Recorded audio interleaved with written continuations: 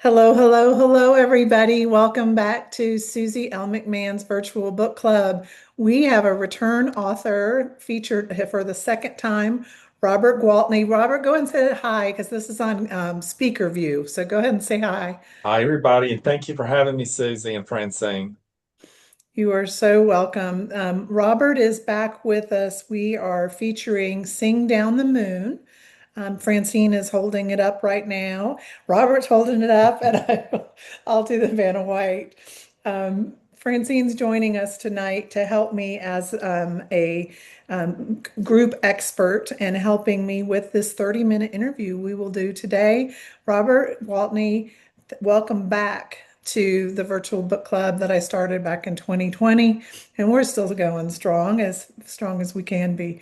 And I'll leave it at that for Francine to go ahead and read Robert's bio if you could, and then we'll start up the questions. Okay, sounds great. Thank you, Susie. Hi, Robert. Welcome back. We're very excited that you took the time to be with us to speak about your beautiful book. Thank you. Thank you. Robert Gwaltney works as a nonprofit leader serving children with special needs. His debut novel, The Cicada Tree, received several awards, including Georgia Author of the Year for the first novel and the Somerset Award for Literary Fiction. A lifelong resident of the South, Gwaltney lives in Atlanta, Georgia. Welcome, Robert. We're so glad you're Thank here. you. Thank you for having me. I'm happy to be here. Gorgeous book. Okay, Susie, take it away. I love the cover as well. I think just the fact that we all have such a love for the Low Country, bringing it a little bit closer and seeing that live oak there on the marsh. Hey, Robert, did you start this book when you were writer in residence with the Pat Conroy Literary Center, or when did you start this creation? So, this final iteration, I actually did start it the end of October 2022 when I was the Pat Conroy writer in residence in Beaufort, South Carolina. But when I was writing Cicada Tree, I was about maybe 70% through, and I was really panicked that maybe that was the only novel I had in me, that I'd used all the words I knew, and I would only ever be able to tell that story. I let myself begin to think about what I might do next. Of course, what I began to think about wasn't what was fully realized in Sing Down the Moon, but the life of Sing Down the Moon really did begin when I was in Beaufort, South Carolina, staying in a cottage on the marsh. No, so jealous. Can you imagine? I get to the marsh by driving a car and seeing it. I love the marsh long views out on Fripp Island as well. Um, we try to prevent spoilers in this 30-minute conversation because our whole goal is obviously for people to have a sparked interest and to go get the book. Or will you be getting it into an Audible version? That was a question for me for later on, or will it just We be a will print? we will see. I'm hoping. We've reached out to see if we've inquired about the audiobook rights. So perhaps, it happened for the Cicada Tree a couple of years after the book had been out in the world. But I think there'll be a lot of fun to hear how someone would interpret Sing Down the Moon in an audiobook. Yeah, yeah. I think audiobooks are quite interesting. I have some friends that's all they do because they don't have the wherewithal to sit down and read all the words. They want to be doing the dishes or gardening or what have you. But Francine, what's your first question for Robert? My first question is, where did this idea come from? Followed by, how can you get into a 16-year-old's mind? Like, I just am fascinated that you could write her, Leontine. I mean, Really? that's just brilliant. Well, thank you. I appreciate that. I think that, the seed was planted back when I was writing the Cicada Tree. So I guess initially the story, in a way, was born out of out of fear of not being able to tell another story. Yeah. But in the midst of the pandemic, when we were trying to find a publishing home for the Cicada Tree, I began to attempt to write Sing Down the Moon, and I had no idea who was going to tell the story. So Lee, I told it third person. I told it from the perspective of a haint, a haint, which is a ghost who never even made it into the story. But ultimately, I had this vision one day of Leontine, young Leontine, who's this 16-year-old girl, this towhead blonde who's lost her memory and her hand in an accident suffered 2 years prior. And the peculiar thing about Leontine, Francine, that you and Susie know, is that she carries this hand around with her in a dented, rusty coffee can. So I had this vision of her standing outside Morningstar, which is this home on Good Hope where the book takes place. And, she's lit by this celestial oddity that only occurs over Good Hope, the forever moon. And she's looking up at Morningstar at two friends, the Longwood twins, Rebecca and Avery. And she's tossing rocks up into the window. And the twins, the Longwood twins, are looking down at her. And in that moment, up until that point, Leontine was just going to be the secondary character, and I didn't think much about her. But when I saw her there beneath the moon, holding her, holding that coffee can, uh, just longing to find her way into Morningstar, I understood that girl at that point. I felt a great affection for her because I've been a person, as many people have been, someone on the outside looking in, imagining what life might be on the other side. So that's the moment when I decided that it was Leontine Sky's story to tell. Oh, that's great. I related to her only in the fact that growing up in West Virginia, I wanted to leave West Virginia to have a better life, to do bigger things, see the world. So I was just fascinated by her wanting to move on and get out of there. That I thought that was great. So, Thank you.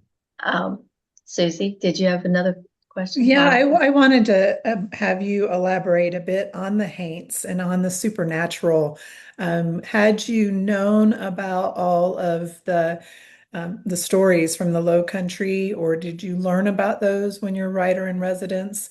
Or have you maybe picked up on those stories from your own reading about the area? Because it's St. Helena, that area, you definitely get the feel when you're driving down a country dirt road, that you're not the only one there sometimes, if you know what I mean. But Absolutely. where did you get inspired for the supernatural?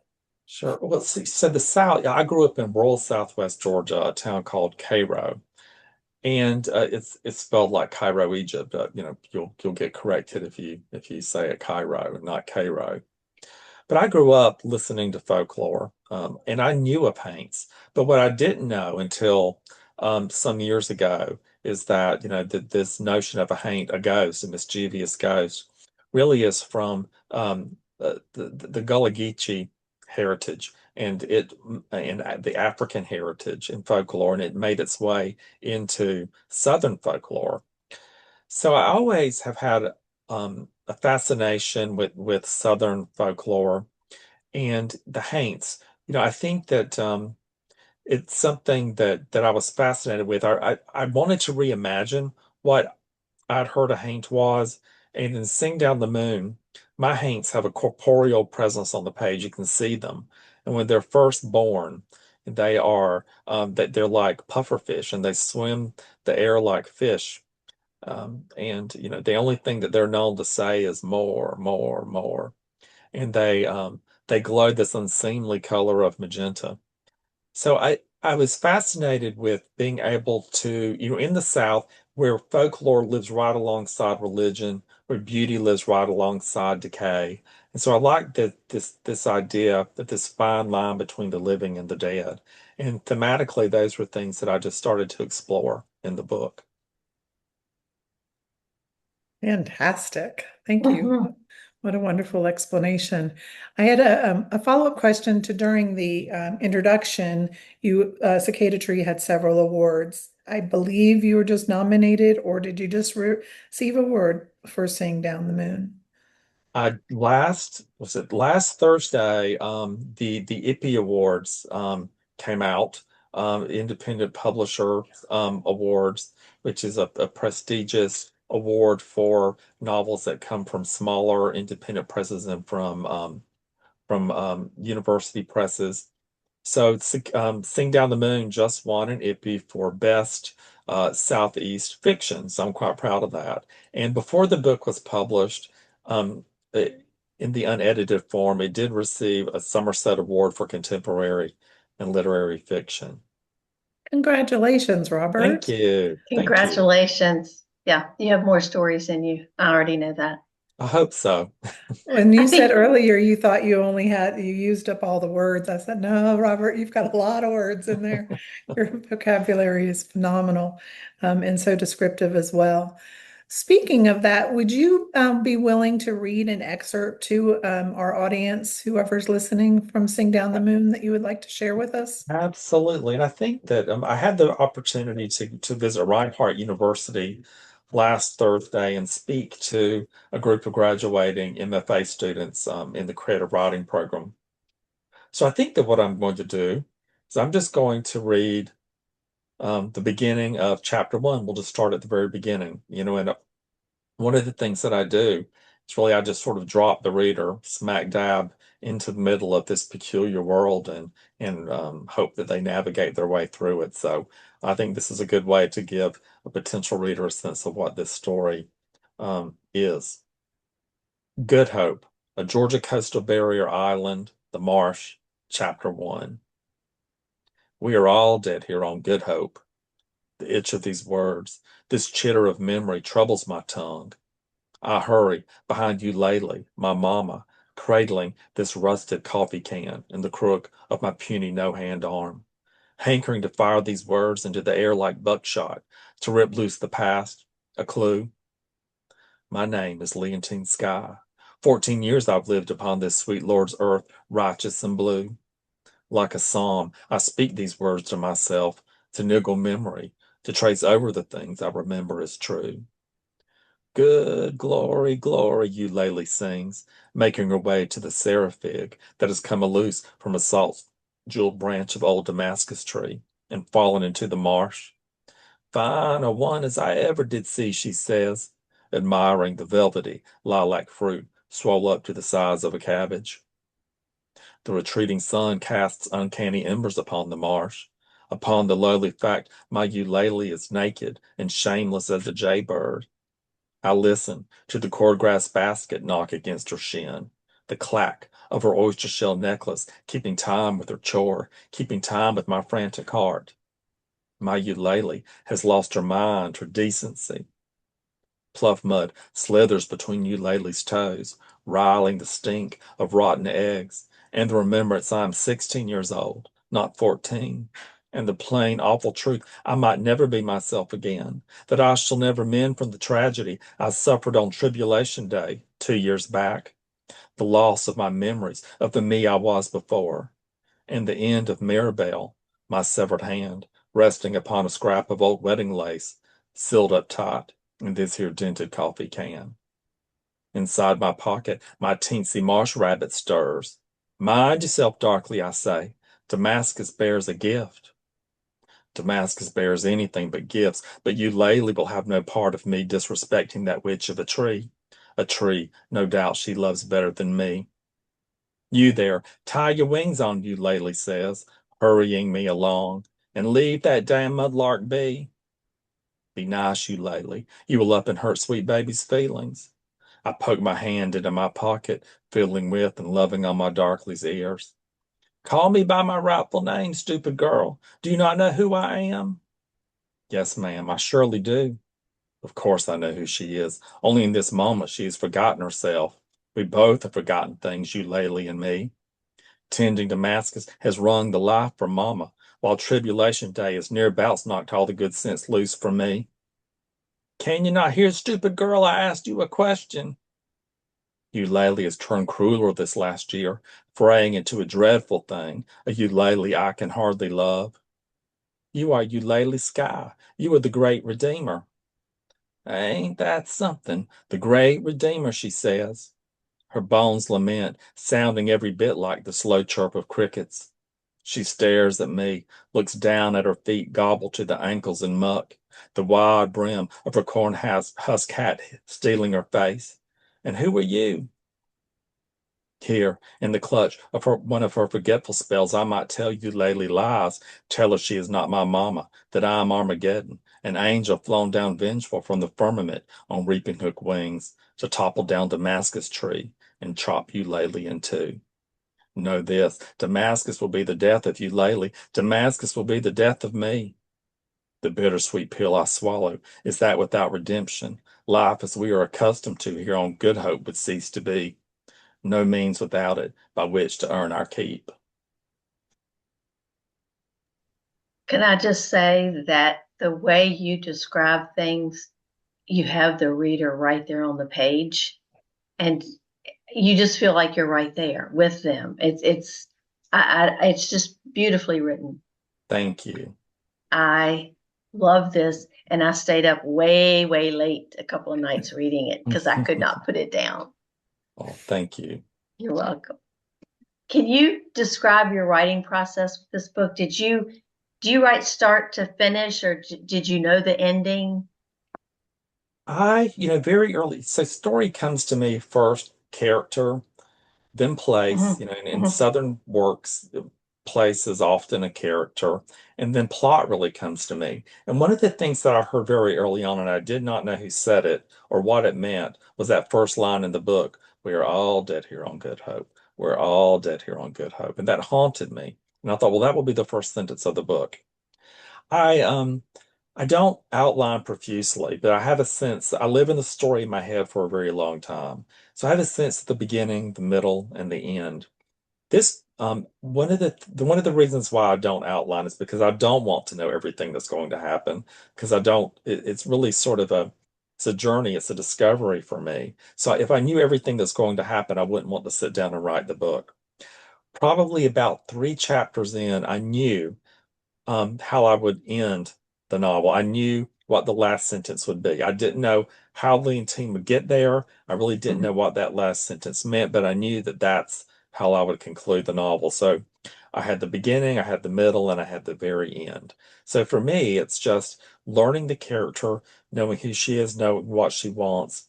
For example, her what happened on Tribulation Day. I knew something terrible happened. But it took me a while, along with Leontine, to really learn what it was that happened to her on that day.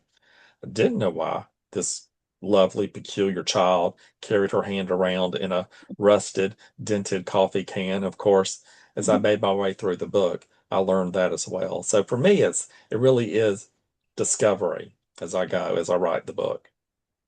Well, that's amazing because that's kind of interesting because a lot of authors will know what's going to happen, and so you're kind of going along reading on the journey with us. That's cool. Yes, I Yeah, am. I like that. I like that a lot.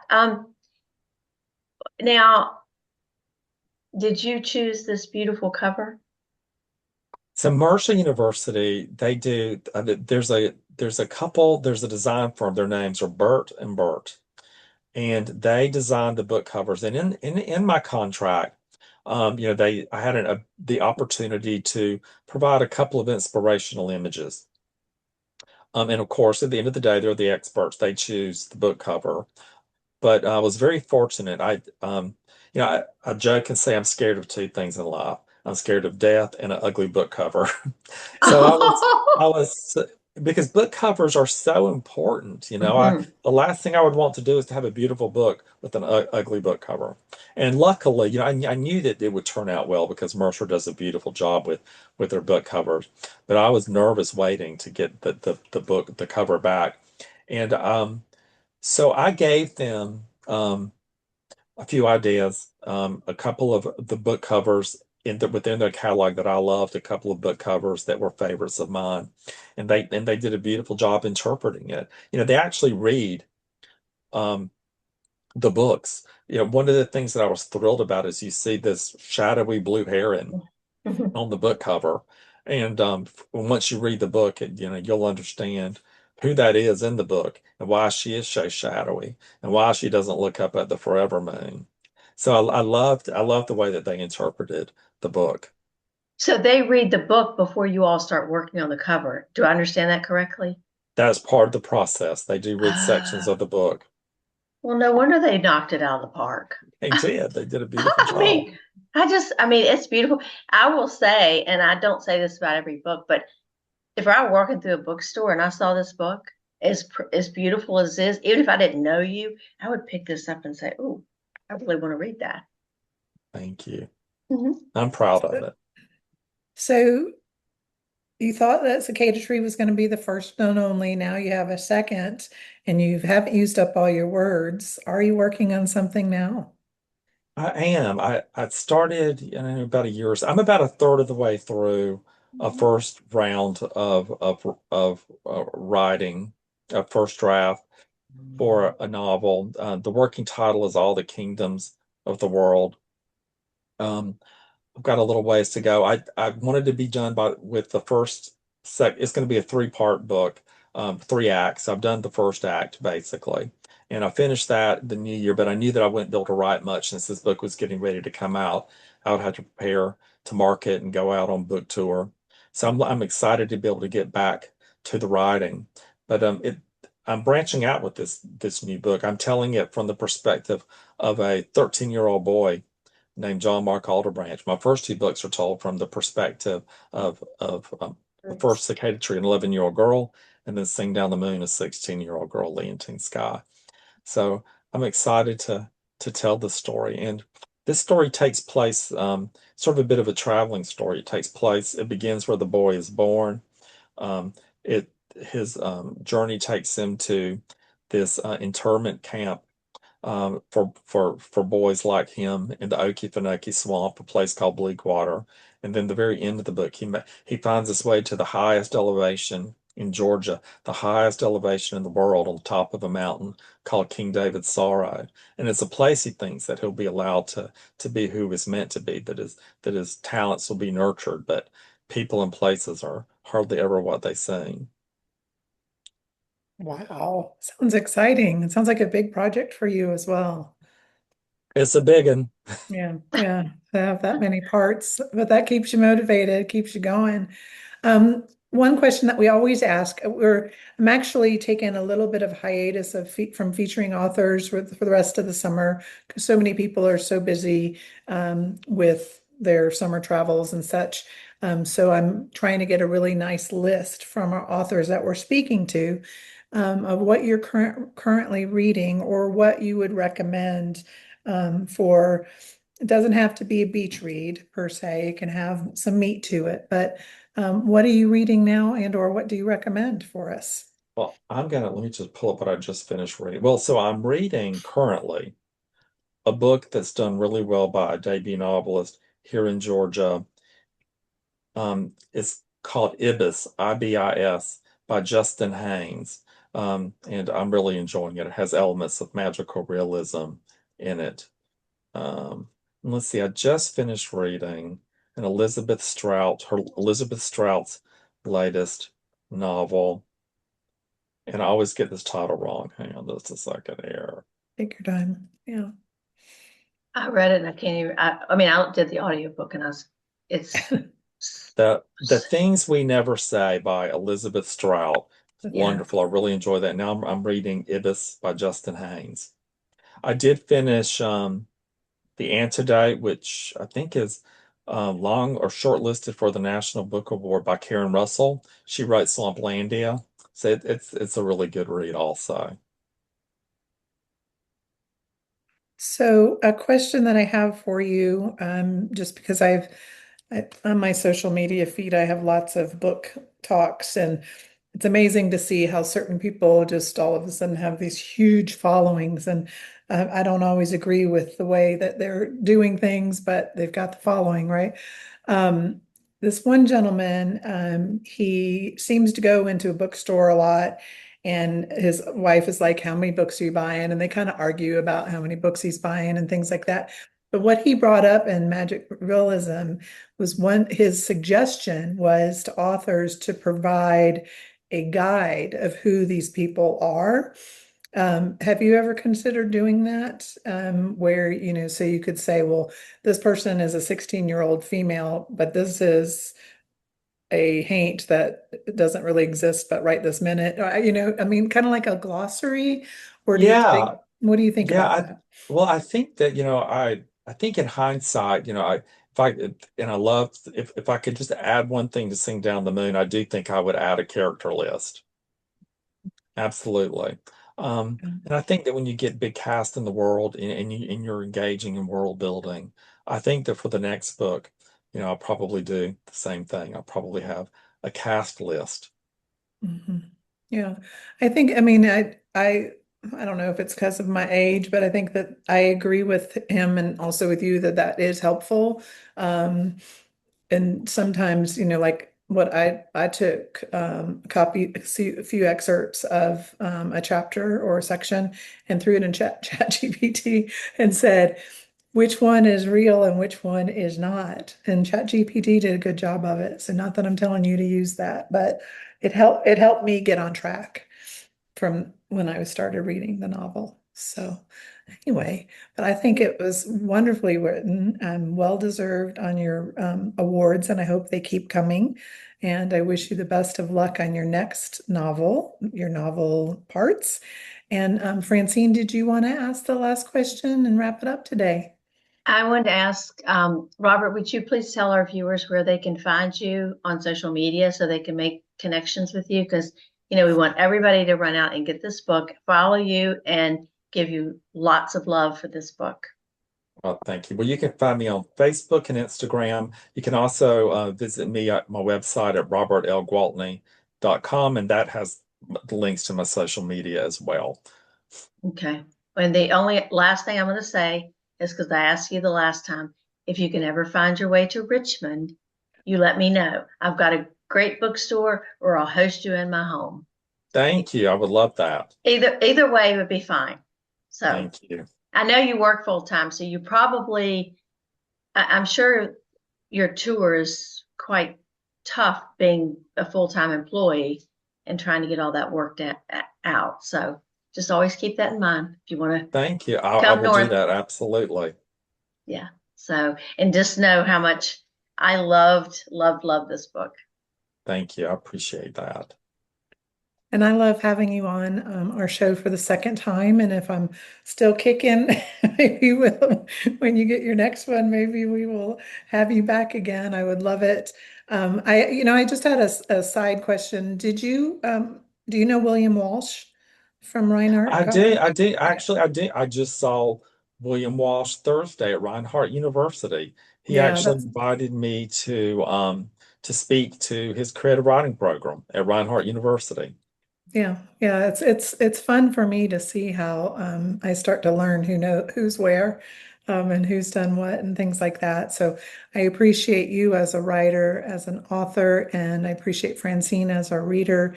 We always have wonderful conversations. I think we had another one tonight, Yeah. and I want to say thank you. Have a lovely weekend, and everybody go out. I'm going to say it one more time. So you can see the cover, Sing Down the Moon by Robert Gwaltney. It's a doozy. Keeps you going at night. You Anyway, won't be disappointed. 5-star read. Go get it. all Thank you, righty. Susie. Thank you, Robert, for your time. This Thank was you so really much. fun. Take care, everybody. I'm going to end the You Zoom too. now. Thank Okay. you. Bye. Bye. Bye, Bye bye. everybody. Bye, Bye. Robert. Thank you. Bye.